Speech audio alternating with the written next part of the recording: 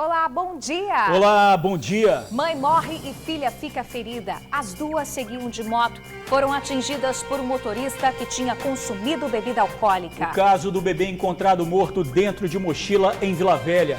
Há suspeita de que a criança ainda estava viva e morreu asfixiada. Polícia Rodoviária Federal apreende cédulas de identidade em branco. O material seria usado para aplicar golpes no comércio. Quem teria deixado droga escondida embaixo do banco de uma viatura policial? Um inquérito vai apurar esse caso. Os entorpecentes foram encontrados durante reparos na viatura em uma oficina mecânica. A saga continua, parte 3. As agências do INSS voltaram ao atendimento presencial. Mas é a volta dos que não foram, né, meus amigos? Os peritos não apareceram. Perícias marcadas não são realizadas. Inquérito sorológico escolar na próxima semana. Alunos e professores das redes estadual, municipal e particular de 13 municípios capixabas serão testados. E o que a pandemia separou, o TN1 cuida de reaproximar com todo cuidado e prevenção. A dica do chefe está de volta. E o retorno traz sobremesa refrescante, prática, econômica, deliciosa, do jeito que a gente gosta. Se liga na mousse de limão com chocolate que vai rolar no fim de semana. Sextou e a gente tá como? Coladinho com vocês. Fique com a gente.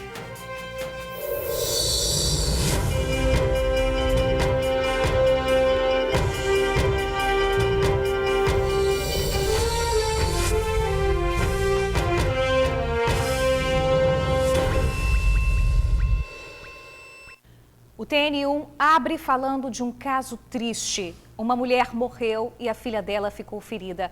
As duas seguiam de moto pela Rodovia do Sol, em Vila Velha, quando um carro atingiu a motocicleta. O motorista tinha ingerido bebida alcoólica. Felipe Chicarino traz todas as informações pra gente.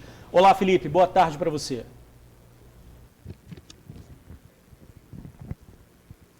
Oi, George. Oi, Bruna. Boa tarde para vocês. Boa tarde a todos que nos acompanham pelo TN1 nesta sexta-feira. Uma ótima sexta-feira para você que nos acompanha, que está sempre coladinho com a gente. É isso mesmo, como vocês já adiantaram, George. A gente tem uma notícia triste, uma história triste para trazer aqui, que aconteceu ontem à noite lá em Vila Velha, na Rodovia do Sol, mais especificamente ali naquelas marginais, né, que ficam ali ao lado da Rodovia do Sol, o bairro São Conrado, que foi o local desse acidente. Então, mãe e filha estavam em uma moto, essa moto foi atingida por um carro de passeio. Esse impacto foi tão forte que jogou para longe mãe e filha. Ambas foram socorridas junto com o motorista do carro de passeio.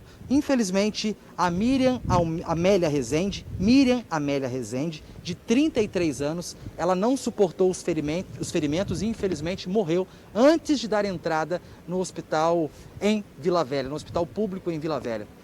E a filha de 7 anos, ela foi socorrida para o Hospital Infantil de Vitória, foi operada e está internada.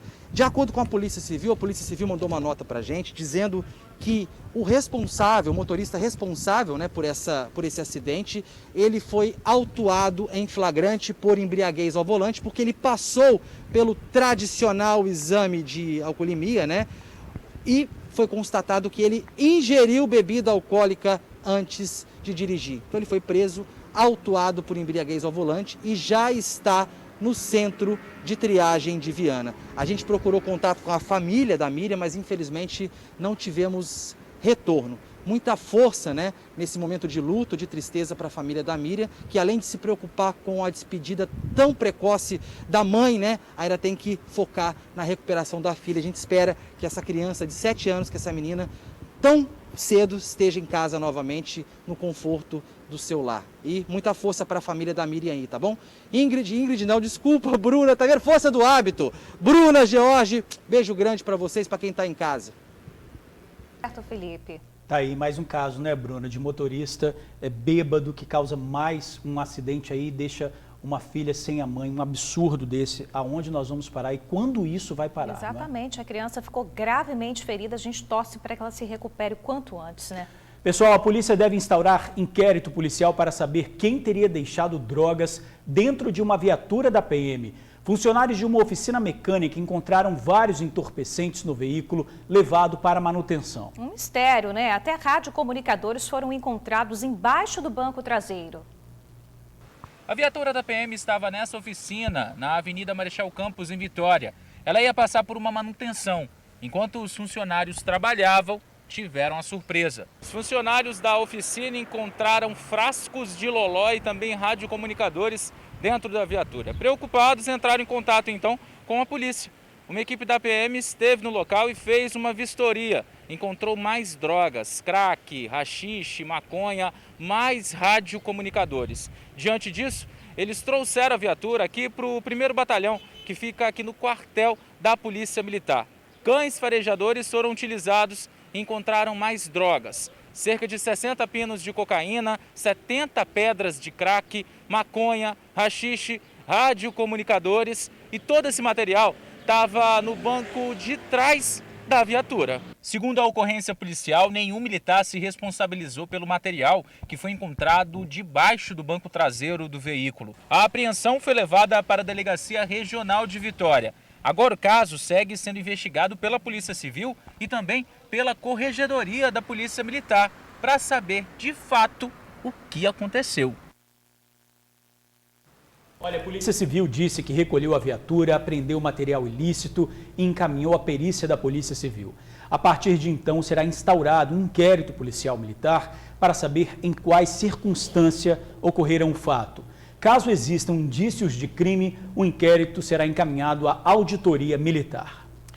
Gente, cédulas de identidade em branco foram apreendidas pela Polícia Rodoviária Federal. 3 suspeitos foram detidos. Eles disseram que usariam o material para aplicar golpes no comércio.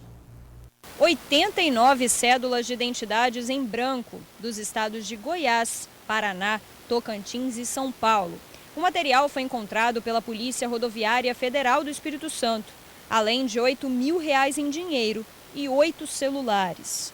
O material foi encontrado com 3 pessoas em um carro, um homem e 2 mulheres. O veículo foi abordado pela PRF na BR-262, no quilômetro 50, altura de Marechal Floriano. Para os policiais, os suspeitos confessaram que falsificariam as identidades em branco para aplicar golpes em estabelecimentos comerciais. O condutor do veículo e uma das mulheres já têm passagem pela Justiça, no Rio de Janeiro, por estelionato. Os 3 foram encaminhados para o DPJ de Venda Nova.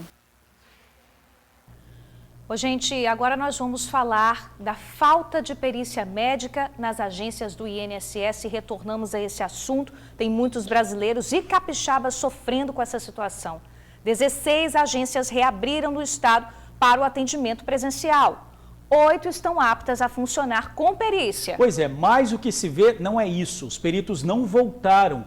O repórter Vitor Zucolotti está na agência de Vitória. Vitor, muita gente com perícia marcada foi aí hoje de manhã à toa, não é isso? Boa tarde para você.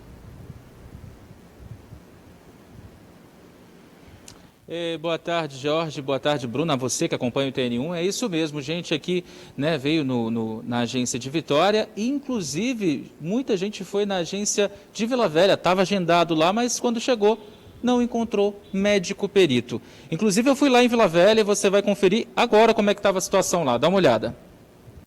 A Geise está grávida de 7 meses. Ela precisa de passar pela perícia. Está correndo atrás disso desde maio. Mesmo com uma gravidez de risco, ela se deslocou até a agência. Estava agendado. Ontem eu liguei, eles marcaram para mim às 8h40 da manhã. Eu cheguei aqui por volta das 8 e fui pedir e fui informar que eu tinha uma perícia marcada. O que o funcionário me explicou é que não tinha perito, que não tinha médico, e dei com a porta na cara, né? Eu vejo que a gente fica a ver navios e eu percebo o descaso. Essa é a palavra, é um descaso. É um descaso com o amigo que estou grávida, é um descaso com o outro que sofreu um acidente, é um descaso com outro que teve uma doença, é um descaso com uma população que nem sempre tem acesso a um aplicativo, é um descaso com uma população que está perecendo, vamos colocar assim, está sofrendo por um órgão que não nos deu assistência no momento que mais precisamos. O Ronaldo se acidentou de moto. O portuário também precisa de passar pela perícia. Consegui ontem à tarde, por volta de 13 e pouco da tarde, quase 4 horas, consegui marcar para hoje, 8 horas da manhã. Aí eu perguntei, reivindiquei ela, falei, realmente está funcionando? Ela falou, está funcionando de Vila Velha e de Vitória. Os peritos têm que voltar a trabalhar, porque senão vai ser até descontado, algo assim que eu até vi no jornalismo ontem. Eu acho uma falta de respeito com o ser humano. Por quê? O INSS desconta da gente, do nosso salário todo mês, um valor para quando a gente precisar do INSS, vir aqui, entendeu? E ficar à mercê de quem? Aonde eu vou recorrer? Fala para mim, me ajuda aí. Com quem eu vou recorrer os meus direitos? E o que dizer do Jurandir? Acordou cedo, veio de Venda Nova do Imigrante. Há 10 anos não consegue trabalhar direito por conta da coluna. Nós demos com a porta na cara mais uma vez, né? Já é a segunda vez que eu venho aqui no INSS e perco essa viagem. Eles falam que está funcionando o INSS, está funcionando normalmente. Porém, os responsáveis, né, que faz a perícia, os médicos, perito, não estão presentes. Essa é a alegação que o INSS passaram para nós na portaria aqui. Todos eles perderam tempo, se deslocaram de suas casas sem necessidade. O peso do desrespeito está no olhar marejado do seu Licínio. Ele precisa pagar a pensão do filho e mesmo depois de um AVC, ainda tem que enfrentar uma situação dessas.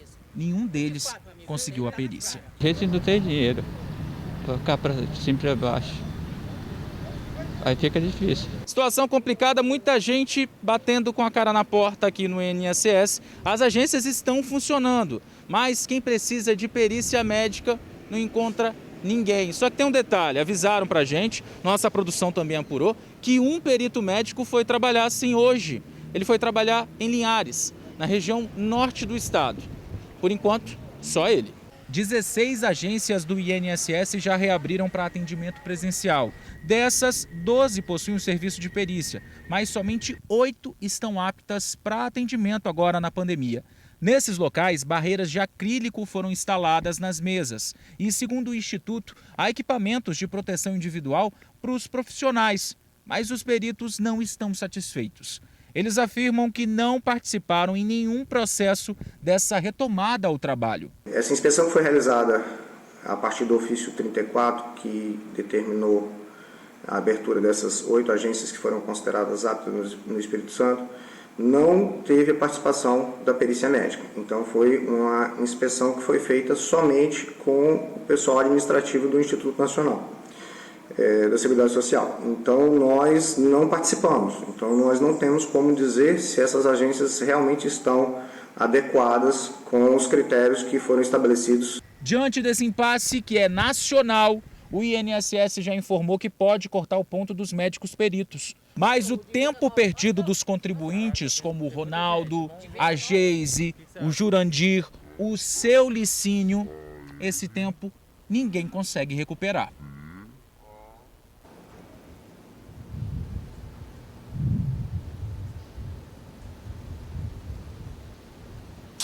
Pois é, gente, viu aí como é que está a situação do pessoal que foi procurar perícia médica na agência de Vila Velha. Eu estou aqui na agência do INSS de Vitória, estou ao lado aqui do William Marinot, gerente executivo do INSS aqui do estado.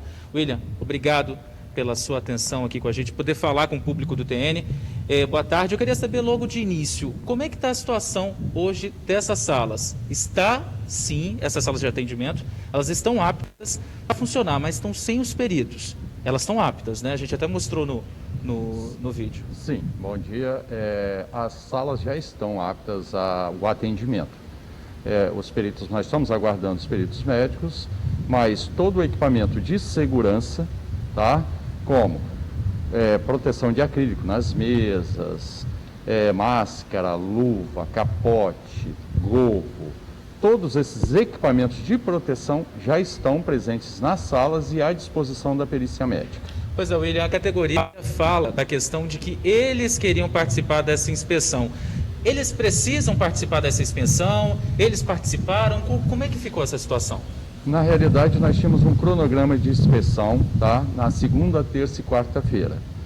Não houve a participação da perícia médica nessas inspeções. Nós realizamos estas inspeções pela parte administrativa, muitas das vezes acompanhado de um engenheiro, tá? E outros, os próprios gerentes das APS fizeram, gravaram vídeos e mandaram para a direção central, para serem analisados mais de perto e a liberação dessas salas. Entendi. Então, a equipe da perícia mesmo não teria necessidade de participar dessa inspeção?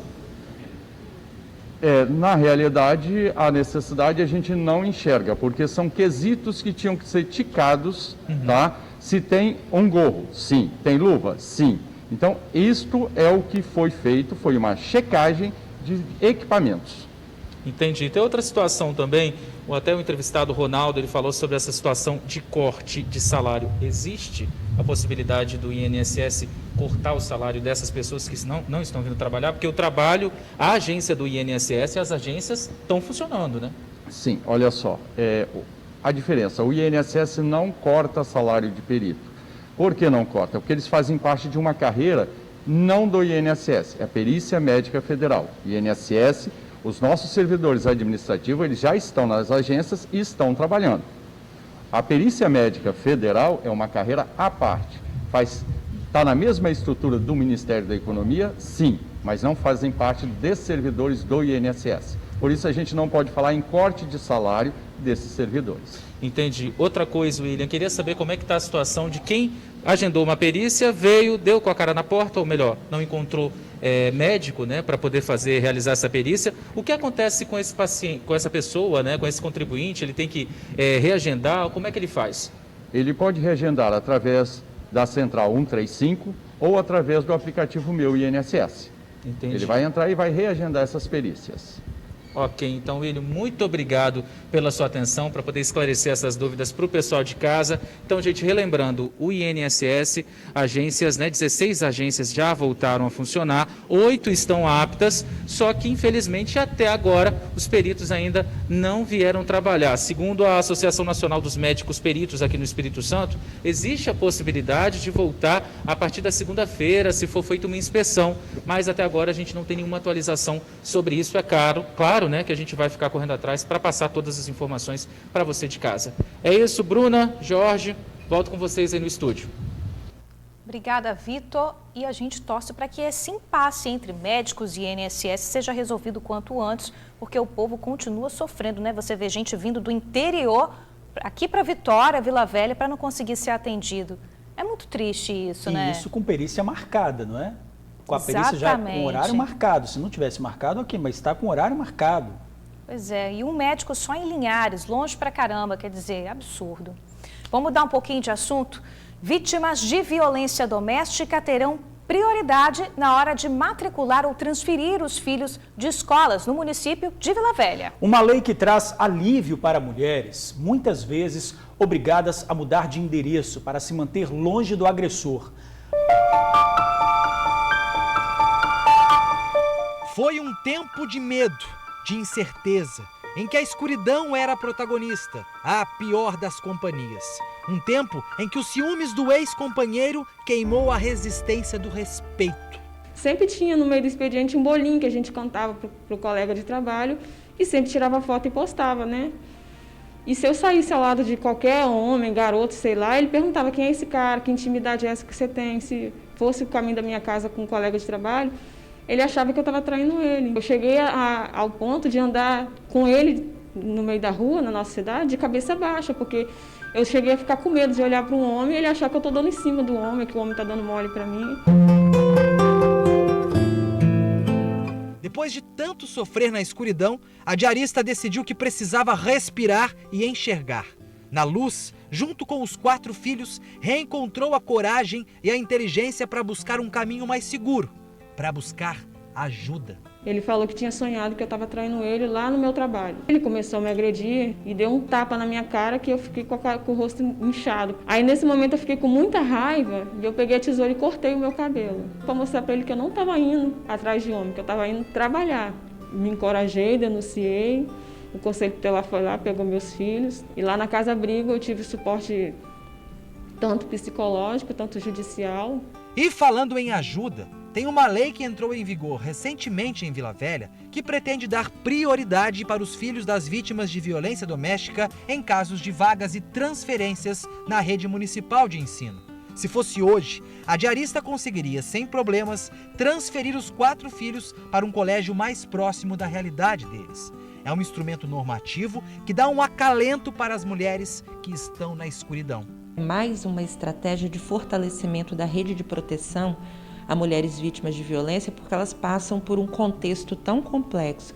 São tantos problemas que uma ajuda, por exemplo, que pode parecer simples, mas não é. A mulher vítima de violência, com frequência, ela precisa mudar a sua residência. Ela nem pode ter residência fixa muitas das vezes. E como é que ela muda sem os filhos? Ela vai levar os filhos. O município tem atuado para dar assistência também aos estudantes que vivem ou viveram em contextos de violência doméstica. A gente traz um acolhimento maior a fim de que eles sejam reintegrados a um grupo e se sintam beneficiados por isso.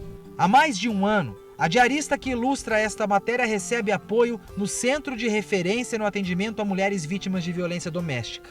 Ela e outras 430 mulheres de diferentes regiões, mas com algo em comum: a covardia masculina, aquele inferno que é feminino.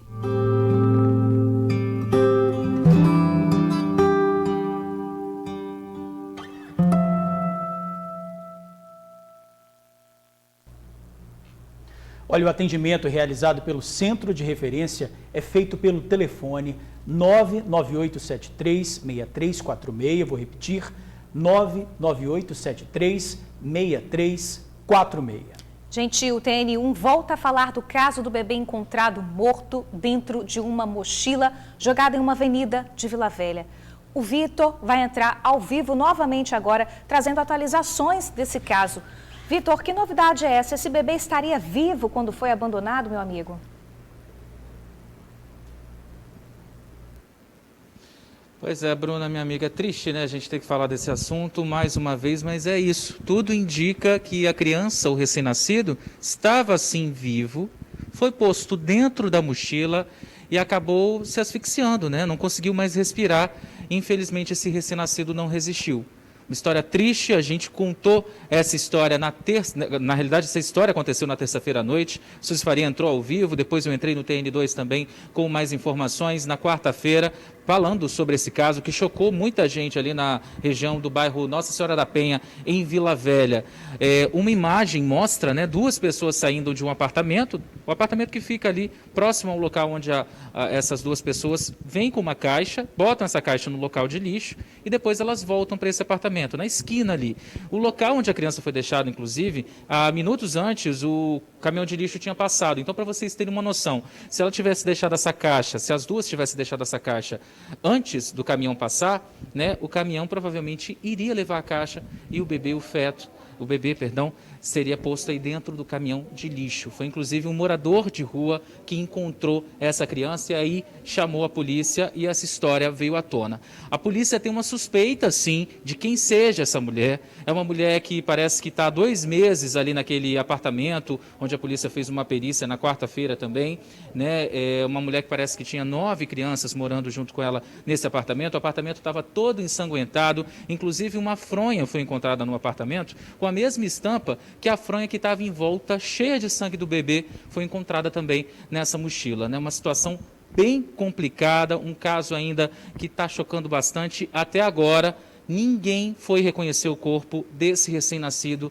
lá no Departamento Médico Legal de Vitória. Então, são essas as principais informações. Tudo indica, sim, a criança estava viva, foi descartada, é uma palavra pesada de utilizar, né? Mas foi descartada, jogada fora, dentro de uma mochila, não resistiu e morreu asfixiada. Essas são as principais informações. Já há uma pessoa suspeita, sim, e a polícia, é claro, continua investigando, mas não vai passar maiores detalhes para não atrapalhar as investigações. Inclusive, em nota, a Polícia Civil pede também a ajuda da população, reitera que é muito importante a participação, né, das pessoas através do 181, do Disque Denúncia. Muita gente mora ainda nesse prédio, né? Então, se algum morador souber, conseguir passar alguma informação, algum detalhe, pode sim entrar em contato, até porque quando a perícia foi até o apartamento, que estava todo ensanguentado, a máquina de lavar ainda estava ligada. Isso significa então que essas pessoas que estavam nesse apartamento acabaram saindo às pressas, deixando tudo do jeito que estava, tudo revirado, roupas espalhadas e sangue desse recém-nascido que acabou não resistindo e tudo indica, como eu falei, morreu asfixiado dentro de uma mochila. Cruel, né? Complicado. É isso, Bruna, Jorge, eu volto com vocês aí no estúdio. Obrigada, Vitor, pelas suas informações, detalhes que deixam essa história ainda mais triste, né? Ô, gente, agora vamos falar da pandemia do coronavírus aqui no estado. Em um mês, os casos confirmados da doença diminuíram pela metade aqui na Grande Vitória. Foram 7.333 registros em agosto contra 14.812 em julho. Os dados foram considerados com estatísticas de Vitória, Vila Velha, Serra e Cariacica. Lembrando, gente, que apesar dessa redução, os cuidados devem continuar, claro, afinal, a pandemia segue. Nas últimas 24 horas, nós registramos 11 mortes e 760 novos casos. O estado tem até o momento 122.471 casos confirmados, 3.399 mortes e 112.111 curados. E hoje cedo teve uma coletiva das secretarias de Saúde e de Educação.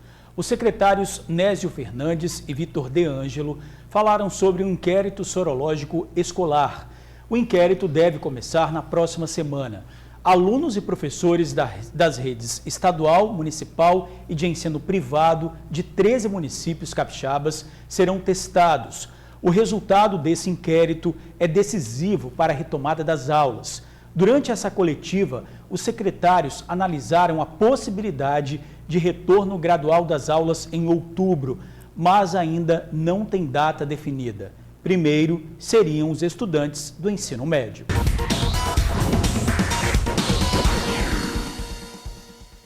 Ai, Jesus, a gente não pode pular esse assunto, não, gente? Ai, Jesus, lembrando do passado, do técnico também? É isso mesmo, saudades. Um ai, Jesus assim? Não pode pular. Vamos falar 5 vezes sobre a Libertadores hoje.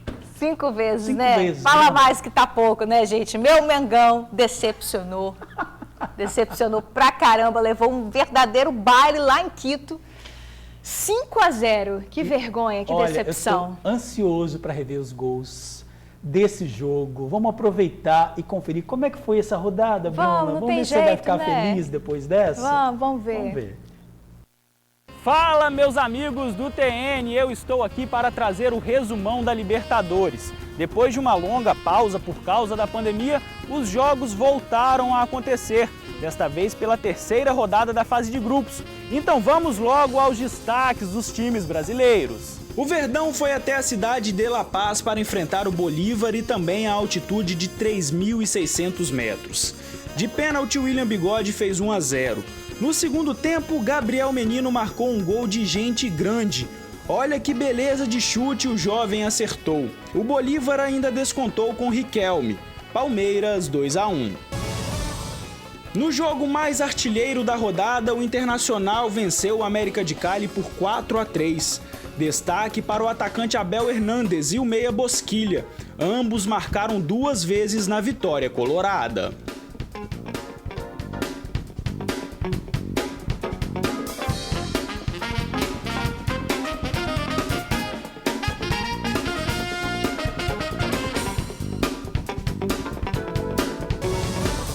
Já o outro time gaúcho não foi bem. Jogando fora de casa, o Grêmio foi derrotado por 2-0 pela Universidade Católica de Chile. E o Flamengo, hein? A atual campeão da competição levou um verdadeiro baile do Independiente del Valle. O primeiro tempo estava até mais equilibrado, mas no segundo foi um gol atrás do outro. Placar final 5-0 para os equatorianos. Ai, ai, ai, Jesus! E no jogo entre São Paulo e River Plate, só os jogadores do River fizeram gols. 2 a favor e 2 contra. A peleja terminou em 2-2. Na terça-feira, mesmo ficando 2 vezes atrás do placar contra o Jorge Wilstermann jogando na Bolívia, o ex-gordinho Walter fez o 3º gol do Furacão e garantiu a vitória brasileira. Atlético 3, Jorge Wilstermann 2. Também na terça-feira, a bola não balançou a rede na partida entre Santos e Olímpia do Paraguai na Vila Belmiro. A partida terminou empatada em 0-0. E na próxima semana, os 7 times brasileiros voltam a campo.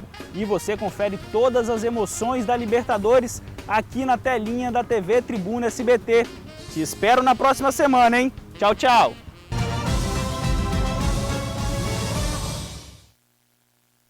Ô Bruno, você assistiu ao jogo? Assisti, eu parei no 4º gol.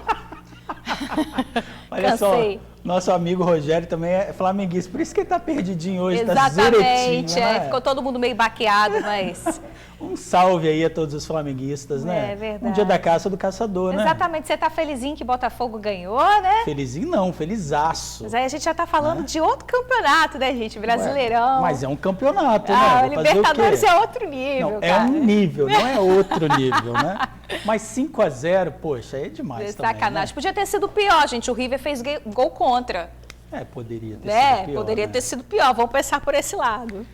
Na próxima semana a bola volta a rolar pela Libertadores. E é claro, você confere tudo aqui na tela da TV Tribuna SBT na quarta-feira. Isso aí vai ser muito melhor do que essa rodada, tenho certeza. E também nas próximas tem Flamengo, né? Com certeza, Vamos ver vamos estar aí. ligadinho. Vamos ver, vamos torcer para ser alguma coisa mais positiva. Vamos sim. Já aqui no TN1, pedreiro morre ao cair de uma altura de 5 metros em uma obra em Vitória. Mais um roubo de fios. São 10 metros furtados na região da Ponte da Passagem em Vitória. A pandemia tirou seu sono? Tem muita gente passando noites em claro, viu? Resultado, aumentou a procura por medicamentos que ajudam a relaxar. A gente volta já já. TN1 de volta. 3 pessoas foram detidas por furtar fios na Ponte da Passagem em Vitória. Mais uma vez, né, a gente falando dessa história aqui. Um tipo de crime que traz prejuízos milionários às prefeituras. Além dos custos para repor o material, muitas vezes é preciso interromper o trânsito para reinstalar tudo de novo. No caso de hoje, os suspeitos pretendiam vender os fios para comprar drogas. Os 10 metros de fios foram furtados na região da Ponte da Passagem em Jardim da Penha. O material foi entregue pela Polícia Militar no DPJ de Vitória. A polícia recebeu uma denúncia ainda pela madrugada de que 3 pessoas haviam furtado fios aqui na região da Ponte da Passagem em Jardim da Penha. Quando chegou até o local para verificar a ocorrência, encontrou parte do material embaixo do viaduto. Já os suspeitos foram localizados no bairro Jardim da Penha. São 3 homens e uma mulher. Com eles, a polícia encontrou mais do material roubado, além de uma faca e também um cortador de fios. Os suspeitos foram identificados como Aline Gomes Carvalho, Fernando de Oliveira e David Denner da Costa e conduzidos ao DPJ. Todos, segundo a polícia, são usuários de drogas e vivem na região. O roubo de fios em Jardim da Penha, infelizmente, é recorrente. Já mostramos várias vezes aqui no TN. O último foi há 2 meses. Um casal foi preso pela Guarda Municipal de Vitória com cerca de 500 quilos de fios que teriam sido roubados na Ponte da Passagem. O material era transportado num carrinho de recicláveis e foi avaliado em cerca de R$12 mil. O casal foi autuado por furto qualificado e encaminhado ao Centro de Triagem de Viana. Olha, os 3 foram autuados em flagrante por furto qualificado e encaminhados ao Centro de Triagem de Viana. Um pedreiro morreu depois de cair de uma altura de 5 metros em uma obra em Vitória. Já em Cariacica, na mesma noite, um idoso passou mal, caiu em um córrego e também morreu. A casa onde o senhor morava fica no bairro Bela Aurora, em Cariacica. Ele foi identificado como Paulo Dimanski. Policiais do Departamento de Homicídios foram acionados no início da noite desta quinta-feira para verificar a suspeita de crime. O senhor de 62 anos morava com a irmã mais nova aqui na casa. Ele estava sozinho quando caiu dentro de um córrego que fica nos fundos do quintal. A queda teria sido provocada porque o senhor sofria de epilepsia. E o corpo dele só foi encontrado quando a irmã chegou do serviço. A perícia foi até o local e constatou que a morte aconteceu por causa natural. E um pouco mais cedo, no bairro São Pedro, em Vitória, uma outra queda provocou a morte de um pedreiro que trabalhava construindo o terraço desta casa.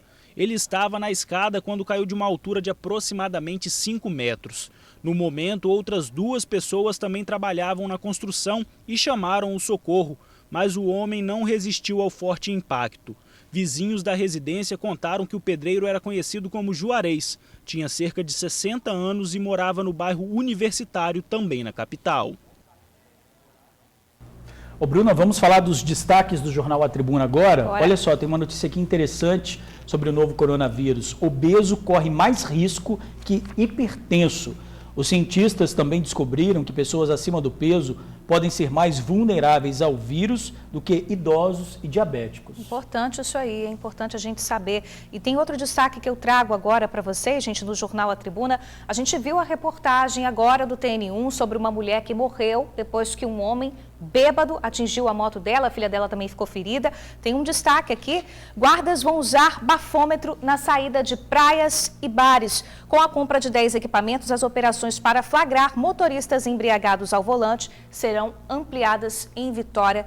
Importante isso. Veja esse e outros destaques no jornal A Tribuna. Sexta-feira, 18 de setembro. Veja os destaques do jornal A Tribuna. Governo quer testar também os parentes de pacientes com Covid. Na foto principal, Fla leva goleada histórica. Venda de imóveis cresce 627% e empresas anunciam lançamentos. Os escolhidos pelos partidos para disputar as prefeituras. Hortas ganham espaço na laje, varanda e quintal. E ainda é manchete no jornal A Tribuna. Mecânico acha crack e cocaína em carro da PM.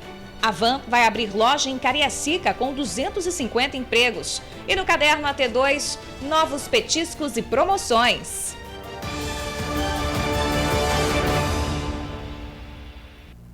Uma mulher ficou ferida depois que o carro em que ela dirigia bateu em uma árvore na Avenida Beira-Mar, em Vitória. Jorge, a motorista perdeu o controle quando o pneu do veículo estourou. O impacto da batida foi tão forte que a frente do veículo ficou totalmente destruída. A motorista que dirigia o carro ficou presa às ferragens. Testemunhas disseram que ela estava na velocidade de segurança da pista e perdeu o controle da direção depois que o pneu dianteiro estourou. O acidente aconteceu por volta de 7 horas da noite, quando a Avenida Beira-Mar ainda estava bastante movimentada. Agora já são quase 10 e o carro continua aqui no local. A condutora seguia sentido centro de Vitória e acabou colidindo com essa árvore. Esse senhor que passava no momento viu como tudo aconteceu. Ela estava lá na minha frente, assim uma distância de uns 10, 15 metros aproximadamente. Quando o pneu dela veio a estourar, o pneu do lado esquerdo, ela foi lá para a pista do meio, não aguentou segurar o carro e veio colidindo naquela árvore que está ali em frente a ela. Adelson foi o primeiro a tentar ajudar a vítima depois de ligar para o socorro. Parei aqui atrás, onde está meu carro aí, e eu mais uns 2 rapazes paramos juntos também, começamos a sinalizar devido que a via estava muito movimentada. Os bombeiros tiveram dificuldades para retirar a mulher de dentro do carro. As portas do lado do motorista precisaram ser removidas. Só depois ela foi resgatada com vida e socorrida para o hospital.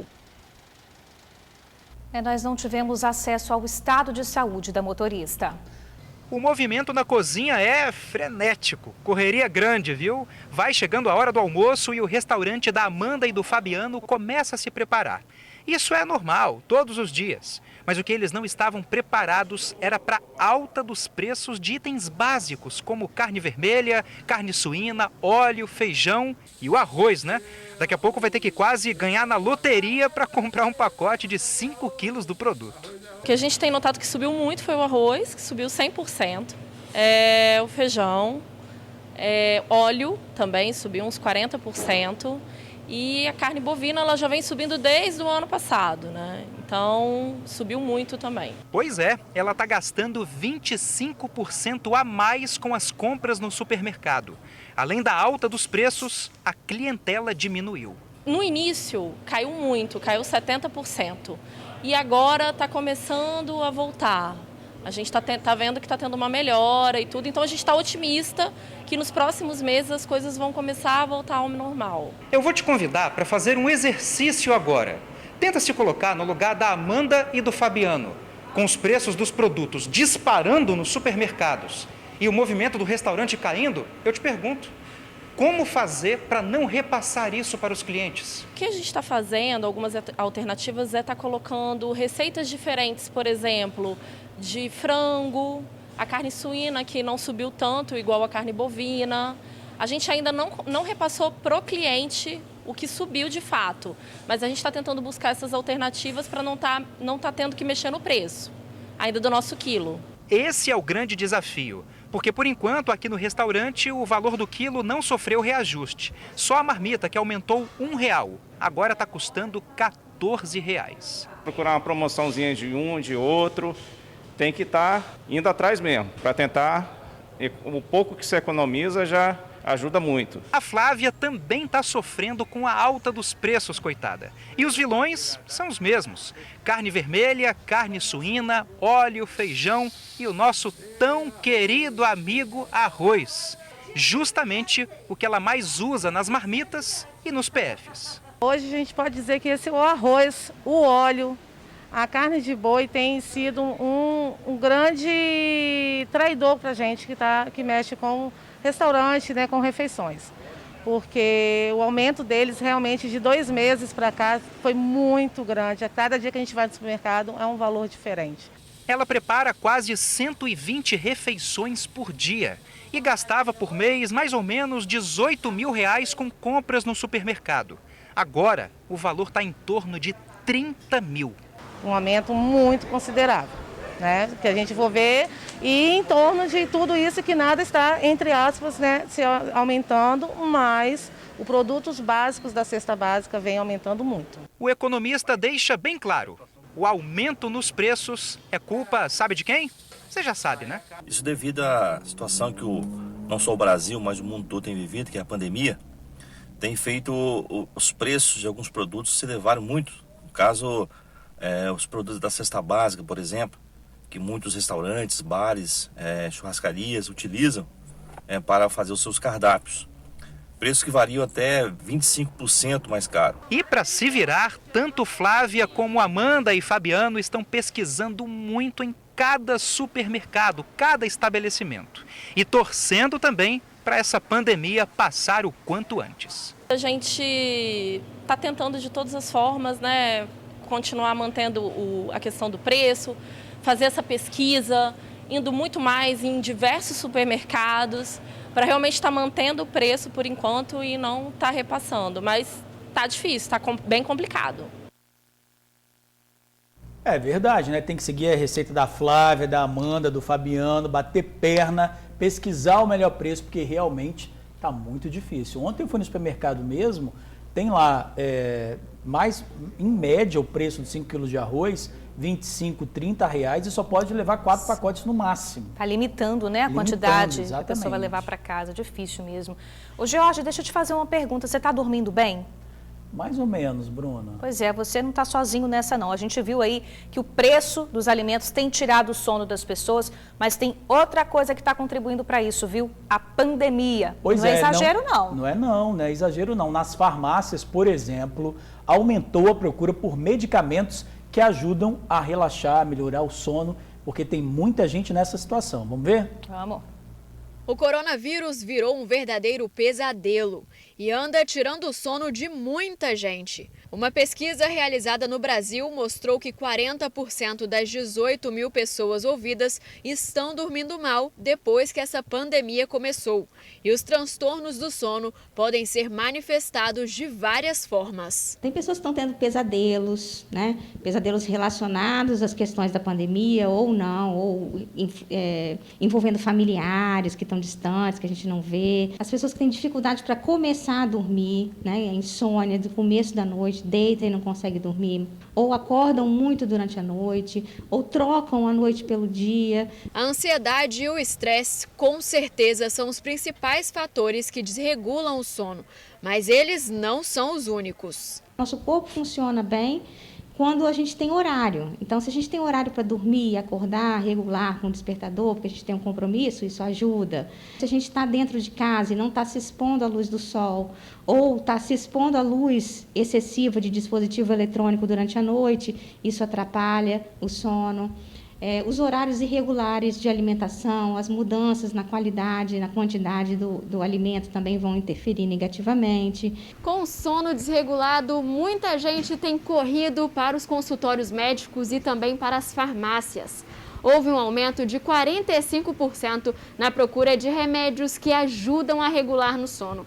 E uma coisa que vem chamando a atenção é que cada vez mais os jovens estão usando esse tipo de medicamento. Os mais procurados são os remédios fitoterápicos, que são aqueles mais naturais, e também os de tarja preta. Quando está assim, mais para relaxar, normalmente toma um fitoterápico, a base de passiflora, alguma coisa assim parecida, para relaxar. Mas quando está mais tenso, ele tem que procurar um médico. Além dos remédios, existem outras maneiras de regular o sono, mudando pequenos hábitos no dia a dia. A pessoa tem que ter uma atividade física regular, de preferência longe do horário de dormir.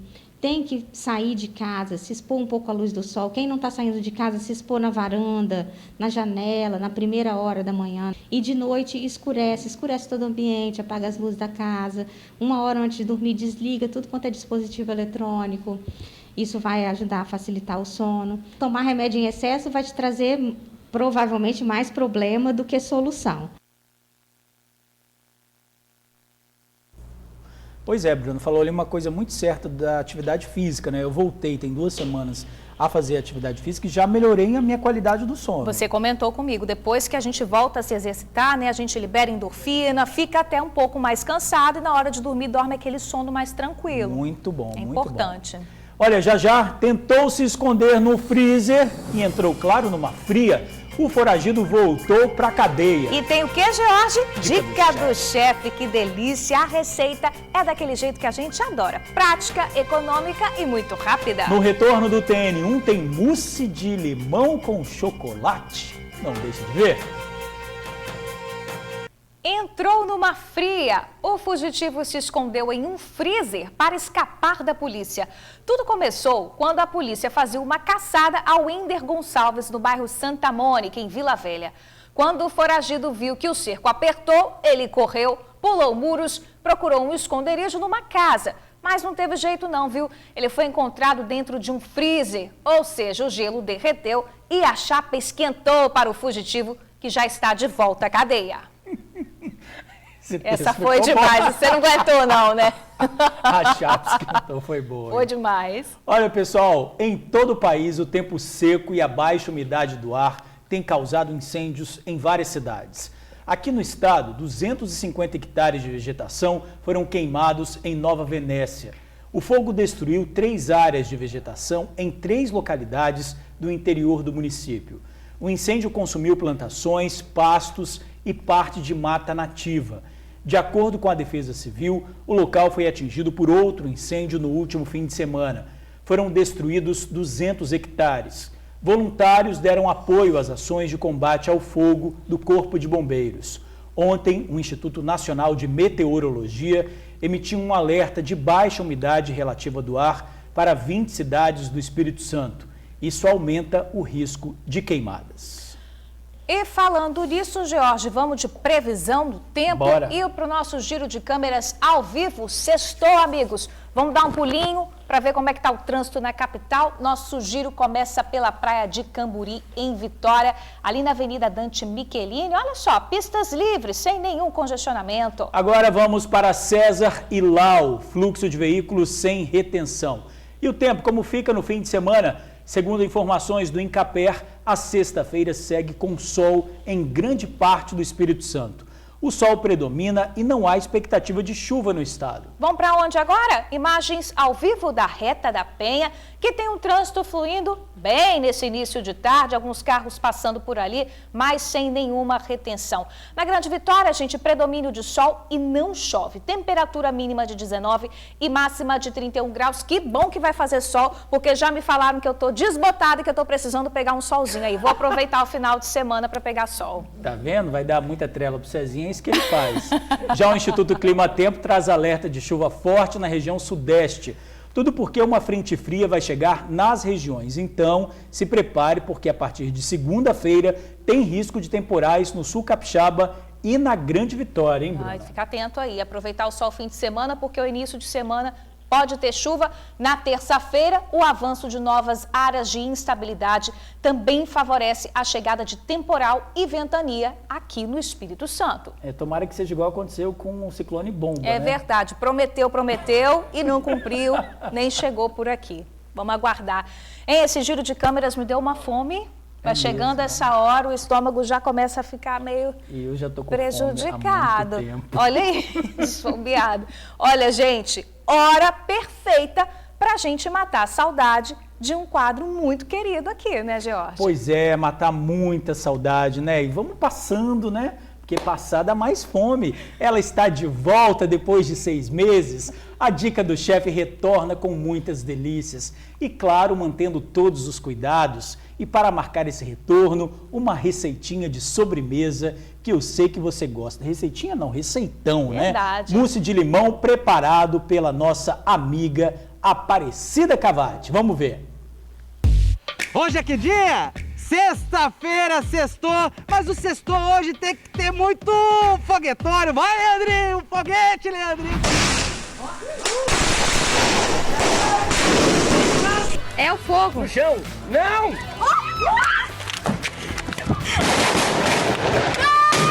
Mas é, para comemorar a volta do quadro tradicional que faz parte da história do TN, que é a Dica do Chefe, o quadro mais saboroso da sua sexta-feira. E ele tá de volta depois de mais de 6 meses. Ou quase 6 meses, quase 5. Os dias são iguais, que a gente até se perde no tempo. Mas é isso, a Dica do Chefe tá de volta.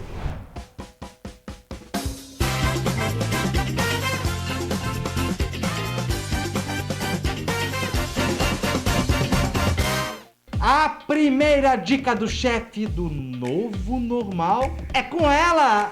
Olha ela aí, deu volta no mundo e parou na minha porta. Coisa boa, tava com saudade da gente, Aparecida. Eu tava com saudade da sua casa, viu? Tudo bem? Eu tava com saudade de você também, de olhar de vocês aí, né? Mas é um prazer estar aqui com vocês. Tem 2 coisas que eu estava esperando. Uma eu ainda tô, que é a vacina do Covid. A outra é comer essa comida. A coisa boa, tamo aqui. Eu fui feito pra comer, boca foi feita pra comer. Estamos aí, vamos experimentar agora um mousse de limão. Mousse de limão? Então já vamos voltar com uma pegada bem prática, bem fácil. Como tem sido esses dias de isolamento? Como é que tem sido a sua quarentena que começou em março? Estamos em setembro, mas tá rolando ainda. Como é que tá? Graças a Deus tá tranquilo, né? A gente faz todas essas precauções, né? Com a higiene, tudinho, limpinho, tudo arrumado. Eu continuo fazendo minhas comidas, tudo certinho, mas tudo ali dentro do seu limite, entendeu? Lavando as mãos, passando um álcool, limpando tudo, e que Deus quiser, isso tudo vai passar. A Aparecida falou de limite, e eu tenho um limite aqui hoje. Eu tô acostumado a deitar no sofá dela, ficar ali enquanto ela cozinha, mas hoje... Hoje não tem sofá. Nada de sofá, tem que ficar aqui mesmo na cozinha. Porta fechada. Com porta fechada ainda. Não tem sofá, mas tem mousse de limão. Como a Aparecida já adiantou, são apenas 4 ingredientes. Uma lata de leite condensado, uma caixa de creme de leite, suco com 3 limões e o biscoito que você quiser. A Aparecida escolheu o biscoito de chocolate com baunilha. Ingredientes separados, é só bater. Calma aí, não tá faltando alguma coisa? Cadê o liquidificador? Não vai rolar não? O liquidificador não tem que bater no liquidificador não? Nada de liquidificador, nada de batedeira. Isso aqui é tudo muito fácil, rapidinho, entendeu? 4 ingredientes só, mais nada, só isso. Quanto tempo na geladeira? Ah, 1 horinha, só 40 minutos, 1 horinha, tá bom. E fica muito bom, hein?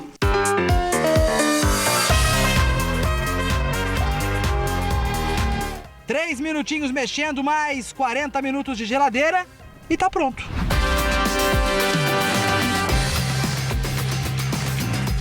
E como esta é a primeira dica do chefe do Novo Normal, mas temos que ter certos cuidados para poder experimentar o prato do dia. Tá muito bom, tá? Tô me sentindo até numa coletiva. O sabor, ele é meio que um equilíbrio entre o doce do biscoito e o azedo do limão. Não é isso? Olha, eu tô virando uma especialista! Só depois que eu puder deitar no sofá. Tchau, bora, vamos. Sem sofá não dá pra ficar muito tempo na casa. Vou ter que ter sofá. Sem sofá que come.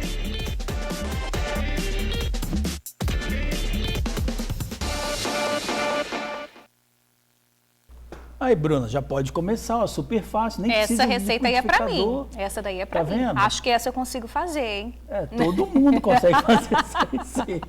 Você já pode começar por ela. A Aparecida Cavati, sempre fofa, fazendo as coisas pra gente. Maravilhosa. E muito bom reestrear aqui depois de tanto tempo sem a dica do chefe com a Aparecida Cavati, né? Você encontra as delícias da Aparecida no Facebook e, claro, é só procurar pelo nome da nossa amiga, Aparecida Cavati. É isso aí, delícia de receita. E se você quiser participar do nosso quadro, gente, é fácil. Envie a sua sugestão de receita para o nosso WhatsApp, o número você já conhece, mas não custa relembrar. 997922530, 997922530. Aproveita e apresenta para os amigos do TN as delícias que você faz aí na sua casa. Pois é, pode mandar também, se você souber fazer de alguma coisa, né? Com certeza. E faz aqui pra gente. Vai ser Manda um aqui pra gente prazer. também. Ó, antes da gente terminar o jornal, preciso fazer uma correção. Eu falei que o jogo de Vasco e Botafogo do seu fogão foi pelo Campeonato Brasileiro. Não foi, não. Foi pela Copa do Brasil. É porque eu tô focada em Libertadores, gente. É Libertadores aqui. Não, gente, é porque os cinco Me deixou meio baqueada. Isso, né? Para todos os flamenguistas. Mas tá feita a correção. Tá Copa bom. do Brasil. Gente, o jornal tá terminando. Obrigada pela companhia. Boa sexta-feira, bom fim de semana. Estamos de folga. Tamo junto. Tamo junto. Beijão pra você. Se cuida. Até segunda. Tchau, gente. Bom fim de semana.